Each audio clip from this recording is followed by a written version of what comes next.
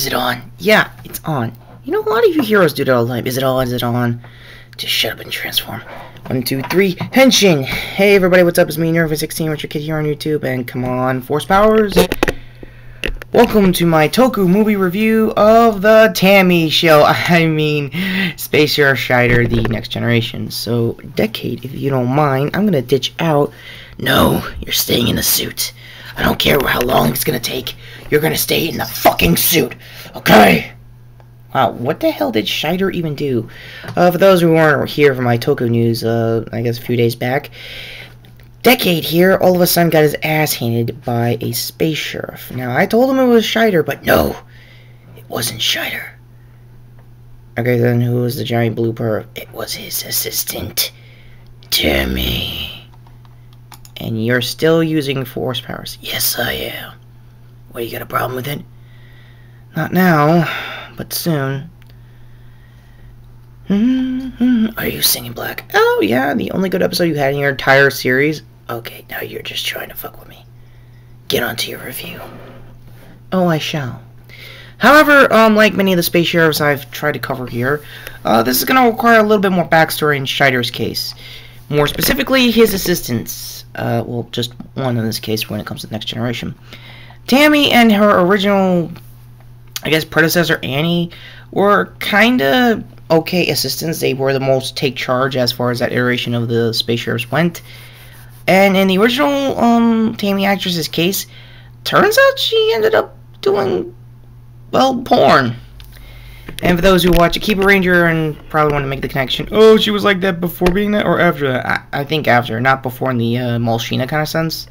What are you on about?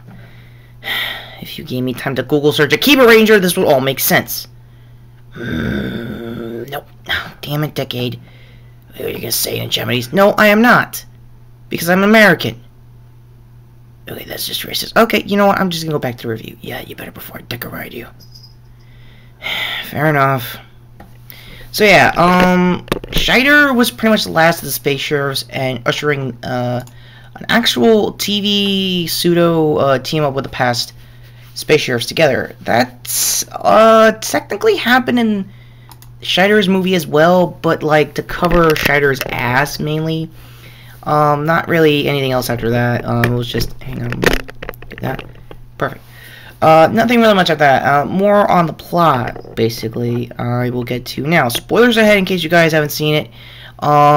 If you want to be spoiled, I guess don't go to my video. Go to Dan's Toku Range's podcast related to everything about that. It's a really good podcast. I've been listening to it for a couple weeks now. It's really not bad. I know they've been around for like 3 years. Holy shit. But let's get to the nitty gritty. What did I think of the movie as a whole when it comes to space sheriffs? Shaider is definitely the weakest of the three, mainly because he's very heavily reliant on his assistant from the look of it. I mean, don't get me wrong, she's take charge herself, Tammy. I mean, it is hilariously stupid how she takes things over proportion. Over proportion. She thought I was a girl and I was being taken advantage by a Shaider. Oh, so that's what happened. Yeah, that's definitely what happened. So what'd you do? Decorate him? J-style. Okay, you gotta stop using that complete form. It's the only form they gave me. So, like, if you're listening and doing the current Tyson when it comes to that new, I guess, Kamer 3, or is otherwise known as a total first reference, I want to say, or the next.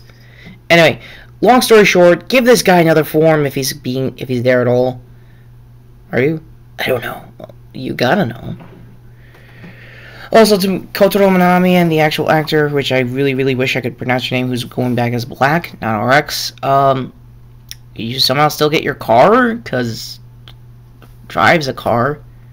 Enough talk about current Toku. I'll get to that next time. Something revolving around computers, 90s, Tim Curry, and Gridman. Yeah, I'll talk about that next time. But let me just sum up everything I said in Shaider. In this case, comparing it to Sherivan wasn't really much. It's definitely more for the kids than Sherivan was, because Sherivan was like definitely brutal. It had blood. it was focusing more on the drug element. In Shaider's case, it was focusing on a kidnap case with the commander's daughter, who ended up being the orchestrator of the entire plot that happened in Sherivan's movie. Again, I know I'm heavily on spoilers, but confusing you is probably part of the course for my channel. But to make a long story short, she kind of felt sorry, went into the moral space, since that's what they called it there. So apparently Kevin Feige owns an entire space field. To Marvel Studios, my bad.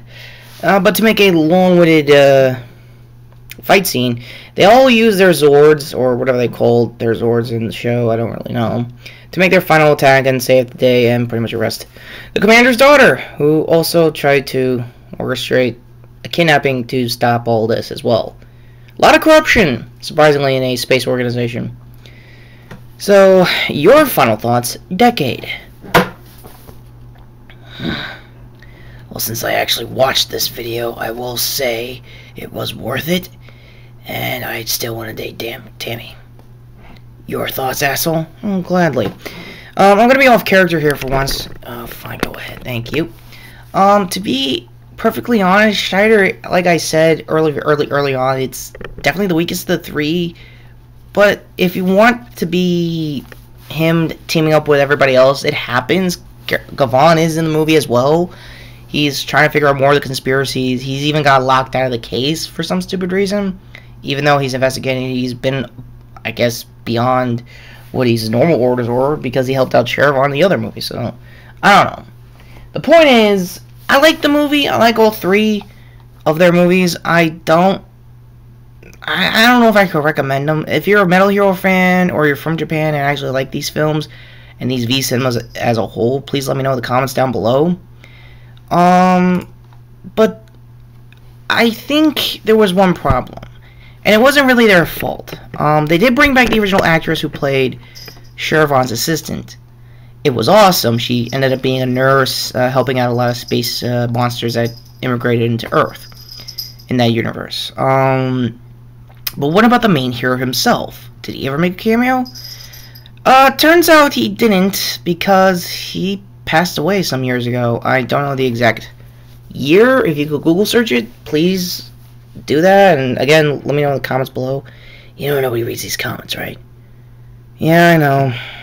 So, yeah, that's pretty much everything. 3, 2, 1, Henshin! Anything else? Well, since you mentioned it, you kind of botched it. Oh, come on, that was good enough. No, it wasn't. I'm gonna come back here for your Toku news with a special guest. Holy shit. Yeah. We're getting a great man. More specifically, if everyone's wondering, we're gonna talk about the short that came out. And I might play it. No, copyright will kill me. Oh, yeah, it will. So talk about it next time. So, yeah, Gridman is getting an anime, 30 episodes, I think? Yes, 30 episodes, hopefully. And, I will definitely talk more about that after the weekend. So, until then, Blue Flash! Henshin. Shh. We are Toku Reviews. And I think I finally got a co-host. This is gonna be weird. I know. So I won't. Take care, guys. Have a good weekend, and laters.